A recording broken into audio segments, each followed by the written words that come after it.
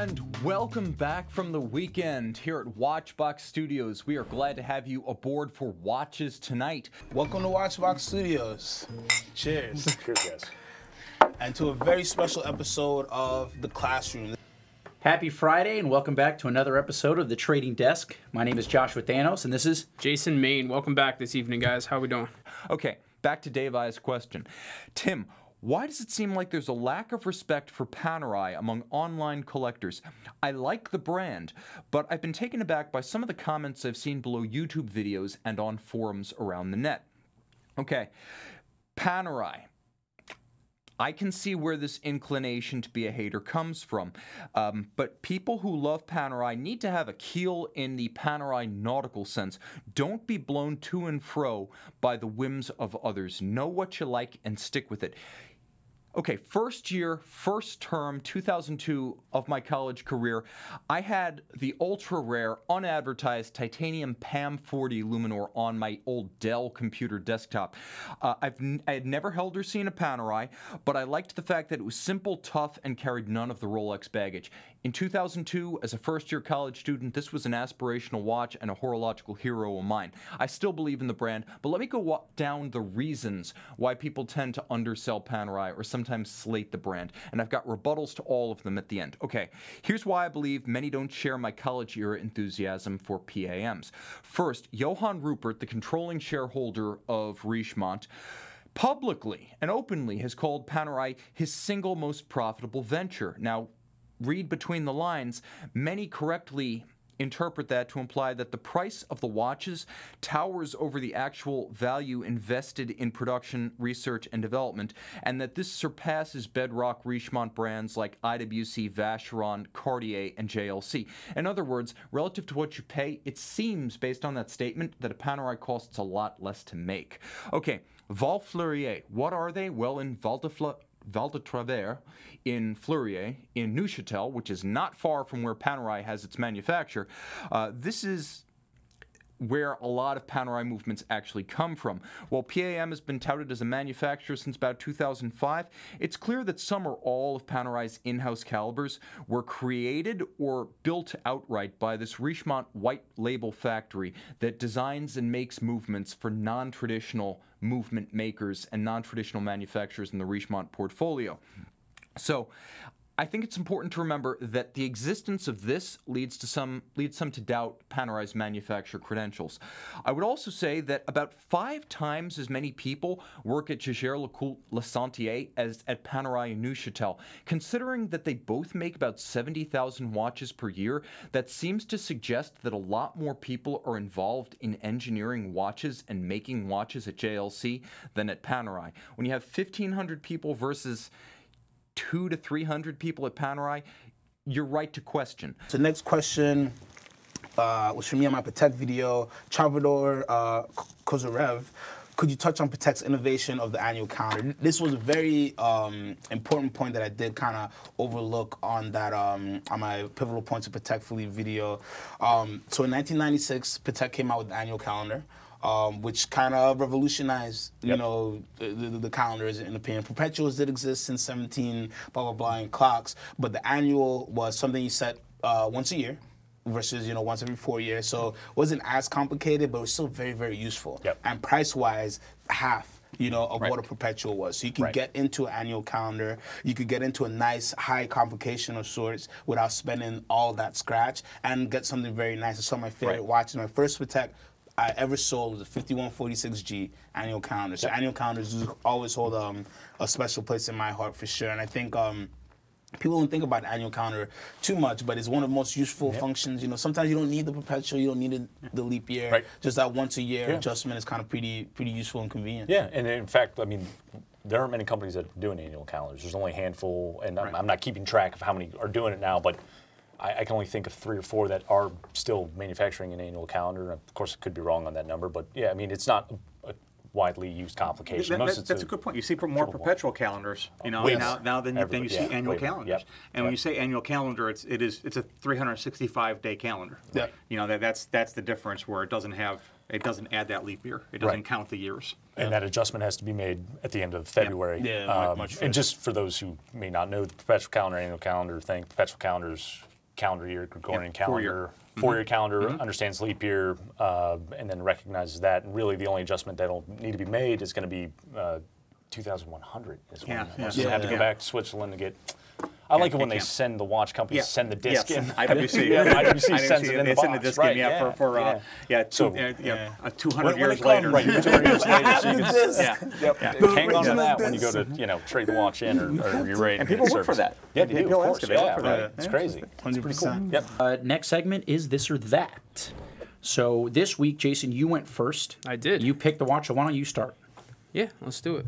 So here, let's go ahead and pull in on this guy. Oh, Actually, I have the watch here. There you go. We both do. So what was your thoughts in picking this watch? I've always kind of been drawn to this piece. This is What is it? This particular model is the Q207857. So it's a Jaeger-LeCoultre JLC? Yeah, JLC. This particular piece is the Deep Sea Vintage. So it's not a true reissue. This is a 2012 watch. It was a JLC boutique exclusive. It's basically like JLC's reimagining of what a vintage chrono would look like. I mean, beautiful piece, chrono, modern movement, 65-hour power reserve. I love the double chrono register.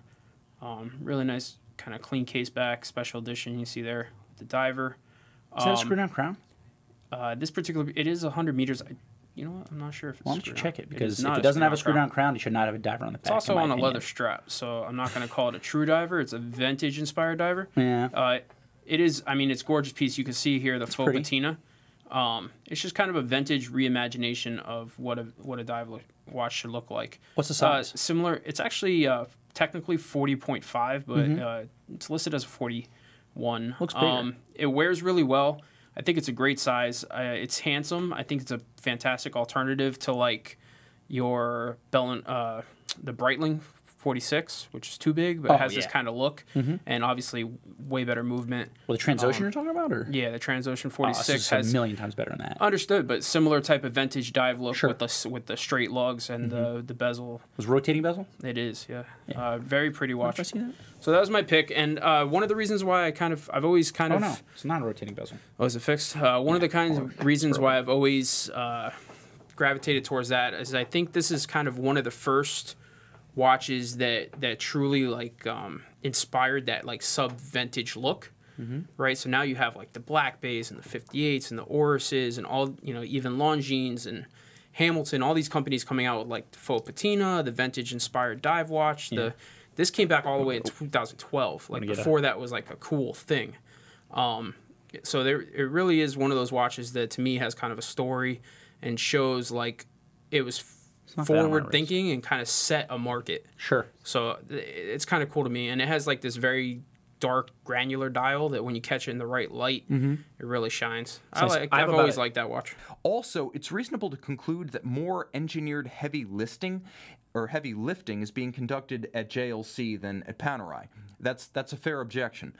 Armchair commandos. Now, these Panerai watches are luxury items bar none, and they're being marketed as barely domesticated combat gear, and, I mean, you could see that ad. I didn't create that. That's not a Photoshop. This is kind of the image that Panerai has cultivated. Now, aside from the fact that they were famed equipment of the Decima Flotilla, and not everyone's into the heritage of Axis frogmen from World War II, a lot of folks just seem to think this is contrived. It's a luxury watch. Let's stop pretending. So that's actually a turnoff for a lot of buyers.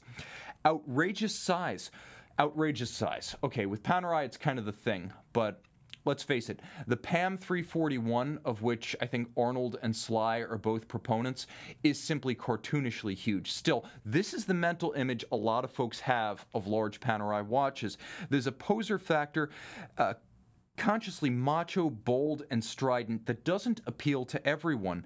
And there's a reason that the 2000s were the decade that made Panerai what it is today, and many question the wisdom of that era's taste in watches.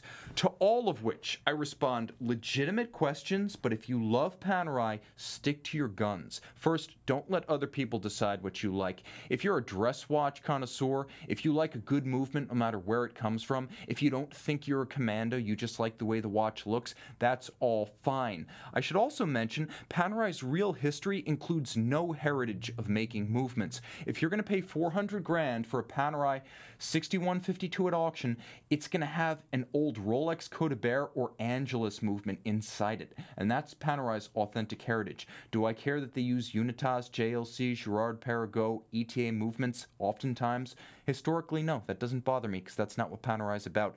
Tough, reliable calibers. That's what Panerai is about. Who cares what a celebrity does or doesn't express? You shouldn't not like Panerai because Schwarzenegger likes it. See what I'm saying there? You may not buy into his image, or Sly, or Bruce Willis, or Jason Statham, but you know what? Decide what you like and then stick with it. This shouldn't influence you one way or the other. Also, and not for nothing, but if you go on Panerai's website, you're going to be hard-pressed to find celebrity ambassadors. Most watch brands press that kind of stuff pretty hard and really push it. Whereas with Panerai, you're going to see opera, you're going to see classic yachts, you're going to see a whole bunch of military folklore, but very little in the way of celebrity endorsers. Most of this was unsponsored, and I actually think that's kind of cool. Finally, you should know that Panerai watches probably do have a very high ratio of price to production cost. Buy pre-owned if this bothers you. That's where the depreciation hits and you pay for true value. But you should also be aware that truly mass-produced Omegas, Breitlings, and yes, Rolex watches that are made in hundreds of thousands of copies, Panerai makes 70 grand a year, those watches probably have even higher ratios of MSRP to production cost, far beyond Panerai, and no one's questioning the wisdom of buying a Rolex at list. A lot of Omegas also sell at list, so just keep in mind, no one's complaining about pricing there or the profit engine those provide to their respective owners. Panerai is not unique in that respect. Ultimately, there's no shortage of past and present 40 and 42 millimeter Panerai watches, so if you're complaining about size, you've got nowhere to run. I appreciate the beauty of the PAM 520's Minerva movement. I love the fact that the PAM 190 has a JLC 8-day in it. I adore the fact that the PAM 172 with its incredible tantalum construction is simply gorgeous, elemental, and almost feral in its appeal. Do I care that any of these watches are not manufacturer movements or that none of them are authentically used by commandos? No, they're luxury watches and they're subjectively quite desirable. I think I have something that might beat it. All right, from a manufacturer that's not, quite as well known for making really good movements, and in fact, this is a modified 7750, but here we go. Let's see if we can get a close shot of that. So this is the IWC GST Perpetual Chrono Calendar, right? Perpetual Calendar Chrono. This one is one a little bit rarer than some of the others you might see because they've made a bunch of these. I think the GST Perpetual Calendar Chronos were around, I think, 2001 to 2005, 2001 to 2004. So, somewhat of a short run, but IWC does not skimp on production. So they've made a lot of these, and you'll see them around, but you don't see very many in full titanium, which, let's see if we can back up on the camera a little bit. And you can see it's a full, not a brush, but a, what's the matte finish, sandblast finish is the word I'm looking for. So full sandblast finish. The other thing that I like about this watch is that every link is removable on the bracelet, and this bracelet looks very similar to bracelet from another very, very, very expensive steel sport watch that you might see, which is a Patek Nautilus. So it's very similar to the Patek Nautilus. It's very comfortable. It's a 43 millimeter. Again, it's a perpetual calendar chrono, and pre-owned, you're going to pick it up for about the same price as the JLC. Much thicker. You can see here, guys. You don't even have to really zoom in for that. You can see it. There you go. So much thicker watch. I think it's 16 millimeters thick. 43 millimeters, but it wears on the wrist very similar to that JLC, which is a 40-41. The lugs camfer very nicely. The bracelet integrates perfectly. The dial is really nice. You're going to have like that same kind of granular black dial with white indices and then yellow accents, which I think is really funky too. So, I mean, you don't think of a perpetual calendar chrono as being a sport watch. This has a screw-down crown, right? I believe it's 100 meters water resistant, but it does have a screw-down crown. It's a chrono, so I wouldn't wouldn't really take it too deep in the water as it is. But it's a sporty perpetual calendar chrono. I mean, you don't really see very many of those, right? It is cool in the fact that it's different than your normal kind of perpetual calendar. The only thing for me, like that dial is very busy. Sure. But you do get a lot for what it is. It's also kind of cool that movement is set all from the center crown. That's right. So no pushers. So they do that not to compromise the sport integrity of the watch.